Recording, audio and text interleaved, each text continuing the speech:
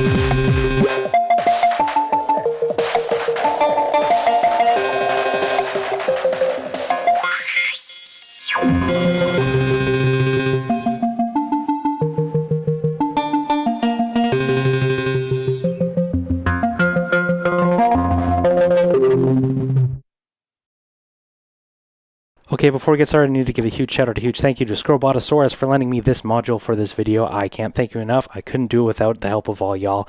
Super appreciated. So, with that being said, the Metropolix is a beast of a sequencer. If I had tons of time with it, I wouldn't be able to cover everything. But because I'm borrowing it, I've only had about a week to try and explore every nook and cranny of this thing. And I'll say it's insanely deep. I owned this very early on in my Eurorack journey, and I remember it being deep then, but seeing it now, it's even deeper than I remember. There are very few things that the Metropolix can't do, so if you want it, it's probably in there. And it's pretty daunting, not only because I'm making a video, but just like as a user perspective, when you get on there, like there's just so much to it, and I kind of want to stick to the core parts of it. But I'll say too that like when you get down to the most basics, if you just want to use it as a simple, step sequencer, pitch sequencer, a quantized one with some fun options for pulse count and gate types and orders and stuff like that, none of the insane depth gets in the way of doing that, right? So I think as much as I'm kind of like, wow, like when I was first thinking about making this video, I kind of came to the conclusion, I was like, I wanted to do something to say that like, you gotta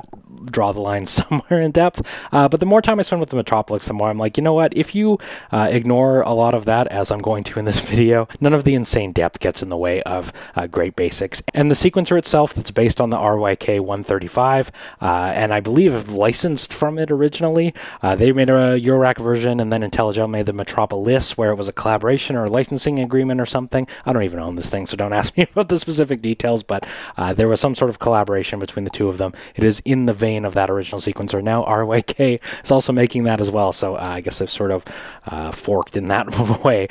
And the core that made that sequencer so immediate and fun is definitely all there without getting lost in all the depth. So anyway, when I miss your favorite feature, the best part about Metropolix that I didn't cover and you're angry about it, just shout it in the comments, let the people know what that is. So that being said, let's send it a clock. I'm externally clocking it, and we're going to zoom out here.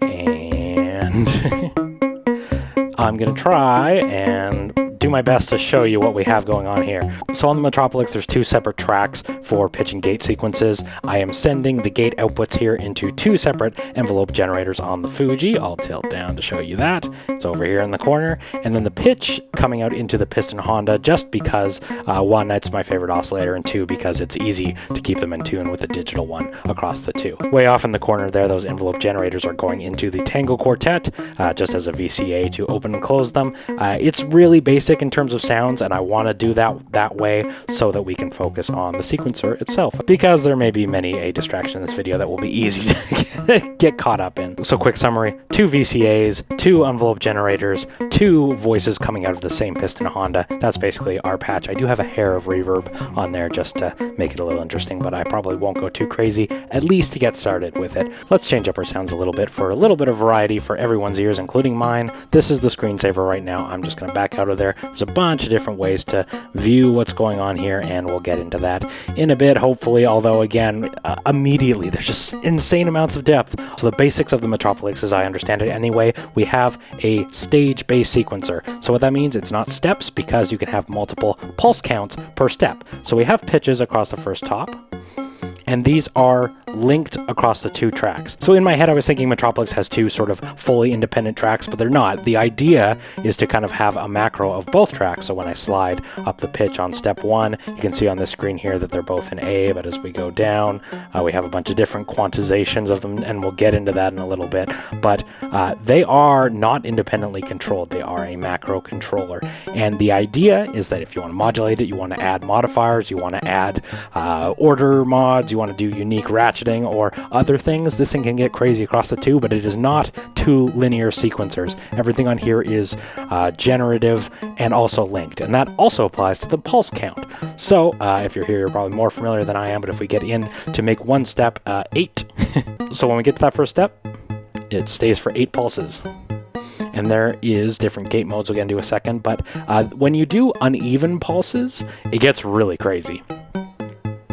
Or it gets really interesting and generative, because when we go up to, say, 7 here, when you're randomizing things, making it super syncopated, running drums on top of it, that's where the heart of the fun, I would say, is to the Metropolix. It's just getting crazy and generative, and happy accidents like that one. But that being said, go over to track 2, you'll notice I'm not controlling them independently, right? I just want to point that out because that was a big misconception on my part. I was like, oh, you just get 2 sequences, right? Or you can have as many steps as you want, right? Well, but steps aren't steps on the Metropolix. We have pulses and we have stages. So we have 8 stages. If you want to make them multiple pulses, that is the way. That is sort of the language of the Metropolix. So there's also separate gate types, and I'd say as a performance tool, you can come in here and mute these. Right? And I do believe this part is per track, which is interesting. So let's mute different ones on different stages. Yeah, so you can see on the screen here indicated that there are some muted tracks on there.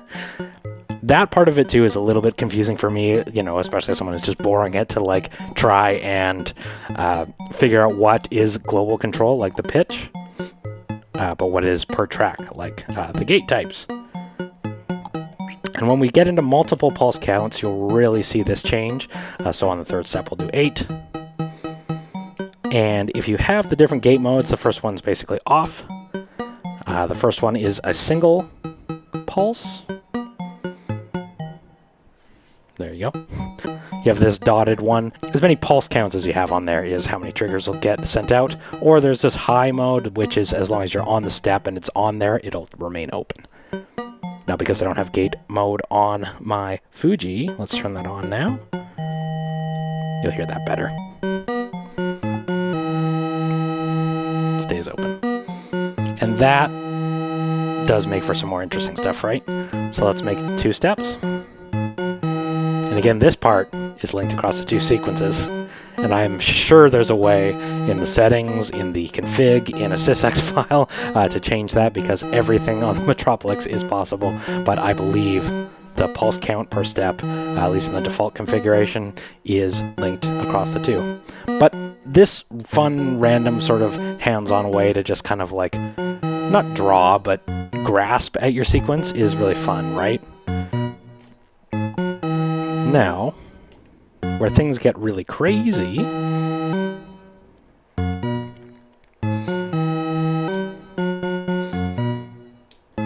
is doing a whole variety of pulse counts. Go over to track 1 and make sure we have some different step options.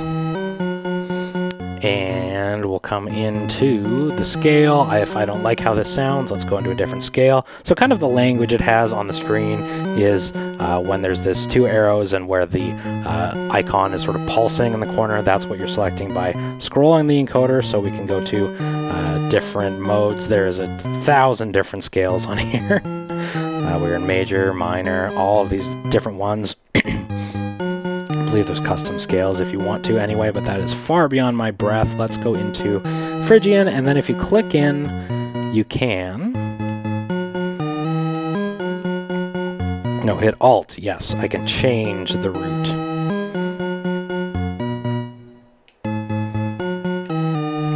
So now we're in G sharp. If I go over to my second track, that did apply there as well, thankfully. You never know with this thing. Sometimes I never know. Because I am clocking externally, I can manually reset it too. That's a fun way to, if you're getting crazy syncopated stuff, just reset it and you've already kind of, if you have an uneven pulse count, it can get into super generative territory like that. Let's change up our sound a little bit too.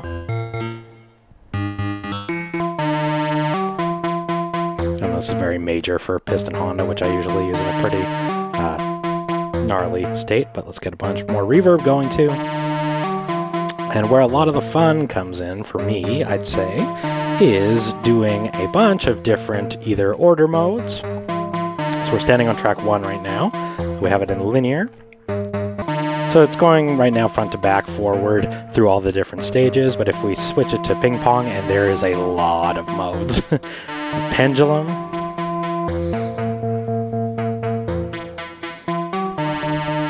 And here there's some variation across our 2 tracks right now because some of the gates are closed on one and not the other. And notice as well, we have different order modes for the 2 tracks. So again, that part is not connected. So if we make this, again, there's a lot of modes, I'm telling you. So this is the order. If we go down to direction, I'll click the encoder, forward or reverse, maybe we'll reverse that. If you want to get some like pretty distinct sounds on the 2 tracks, if we go linear, I'll reset this. And if we exit out of our order, then you'll see our 2 tracks running in opposite directions. Right? So, if I didn't point it out, there's a million. And if you get into, again, like doing these crazy, odd orders where it's skipping steps, then you've basically, you only have 8 stages, but with a combination of the pulse count and doing uneven play order and everything, you have a pretty unique sequence for up to like hundreds of bars, right? So if we go into hopscotch, one of my favorite is, quasi-random. So it'll basically go forward, but it kind of, I don't know, stumble back and forth, right? And I really like this one. So it's still kind of moving through the sequence, but doing its own thing a little bit. So let's get a patch that's a little more bassy. I don't really use Piston Honda so much for basses, but maybe we can find something good on there. Pitch it down a little bit. A little less reverb. And if we do divisions, I believe you can do this per track. So we can make one track way faster than the other. I believe that is true. So now if we go exit again, you'll see track 1 going way slower. But what we want to do is make it way faster. So division will come in here, go back to track 1. I want to multiply, I believe.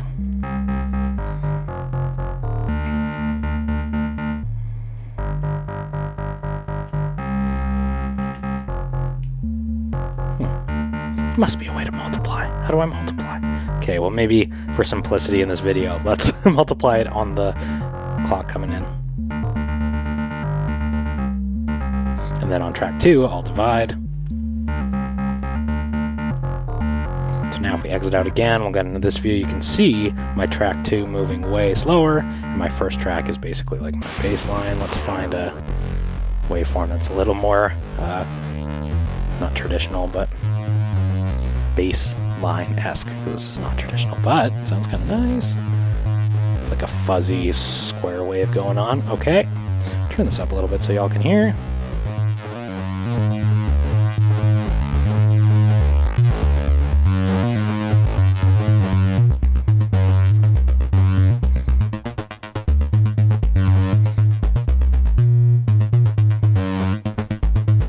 I'm also using no filter, I just realized, so. And then I'm gonna switch my envelope generator over to trigger mode only, so that'll be okay.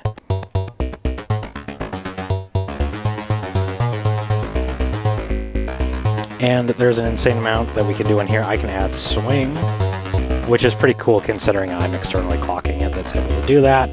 Again, I'm kind of techno-brain, so I don't love that as much, but if we do slide, this is one that's a little finicky in my mind. You can set your amount, but then analog, tempo, and acid are the types, so kind of like 303 more, or a tempo-based sort of like a clock division, and then acid, which is kind of 303-esque, but then the way you apply this per step is a little finicky for me, so for simplicity, let's go over to our gate mode.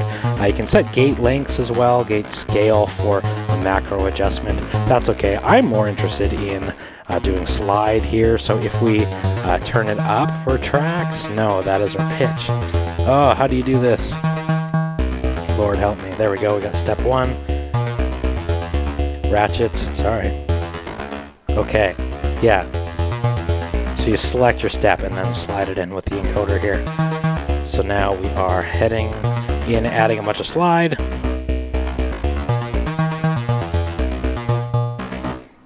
So if let's mute our track 1 for simplicity, we're only listening to track 2.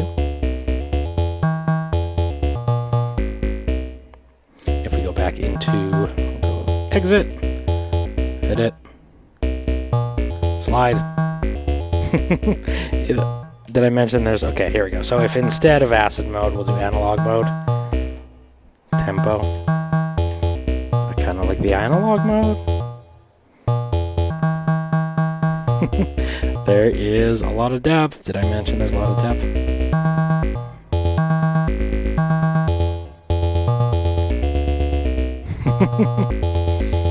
It's going so fast. If we slow it way down, maybe we'll put everything down to 1 pulse count so you can really hear it go. Go back and slide.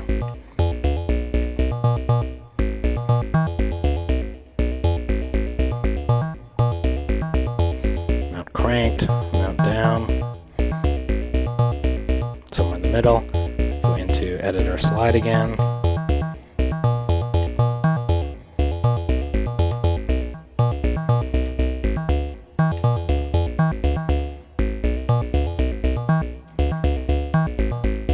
So if we exit our edit here, we'll go back into skip.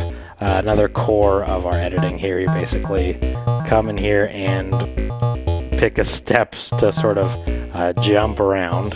And again, this is just track 2. If we bring track 1 back in on my VCA, if we exit in here,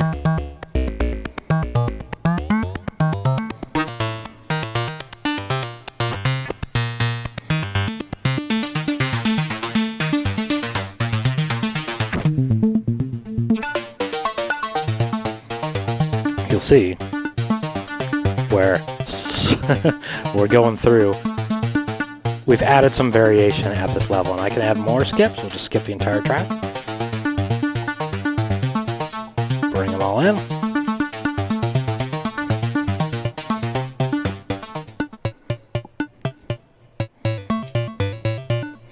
The slide's kind of making it a little wonky, but that's okay. I want to demonstrate as much as we can. Right, and then ratchet, if I want to do a bunch of ratcheting per step. Right, get some more retrigs. And this kind of seems percussive to me, but it's cool to, you know, again, there's like I said before about there being no shortage of depth. Right?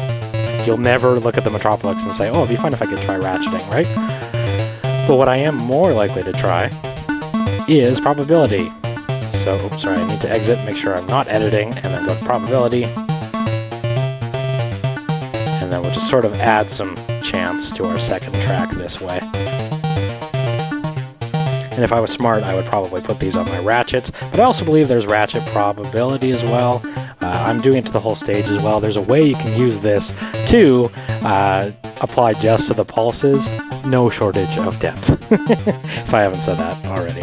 Accumulator, I am going to skip because I can. Good videos, good scope makes good videos, I'd say.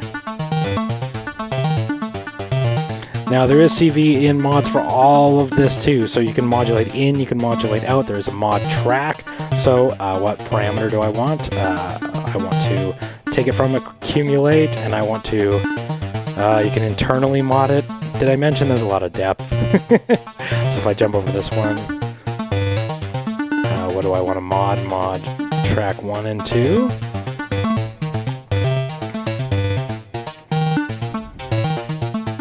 I don't even know what I'm modding at this point. This is where I'm like, the immediacy and the enjoyment of it is kind of lost on me when you get into the weeds with this, because I'm just like, oh, like, I just want to write great bass lines. And on that note too, there's this loopy mode. So if you like some part that you've kind of generated, there's also this loop where you can loop certain pulses, and it might end up either sounding like a ratchet or cause my ratchets to loop. But there's a lot there. You see pulsating across the bottom here. I can loop certain stages. See, I've looped the first 4 stages.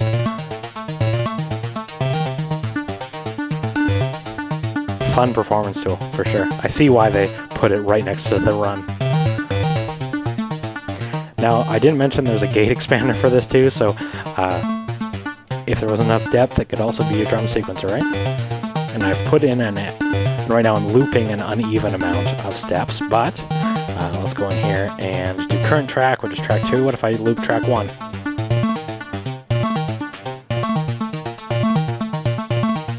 So now we have an arpeggio, a triad basically, going on those 3 first steps right now, right? Some video game stuff. And what if we bring this pulses down to 1? So now it'll just end the first step. Yeah. Yeah.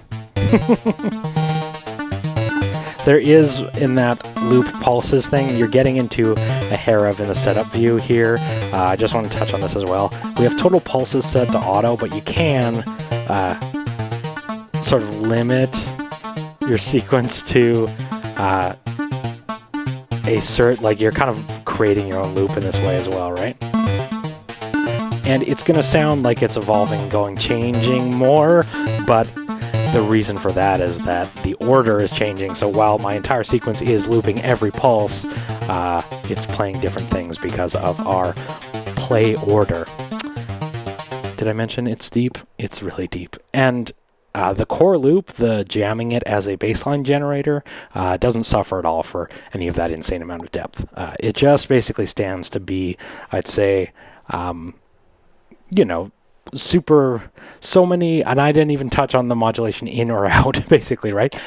Just an insane amount of depth for generative stuff and stumbling upon unique sequences in that way. So having said that, would you take this over the RYK 185? I don't know. I've never tried that one either. So in its simplest forms, it is super fun and immediate. In its most complex forms, it's super, super deep. Yeah, it's pretty popular, pretty famous design in the Eurorack world for a reason. I'm curious how it compares to the Stilson Hammer. I haven't tried that either, but maybe some similarities there, but different ethos. I don't know. Those are similar sequences, as is the 185, and hopefully we'll get to try all of those someday. All right, I'm Tafony. Thanks so much for watching. Take care, like, comment, subscribe, do all the good stuff. I'll see you in the next video. Goodbye.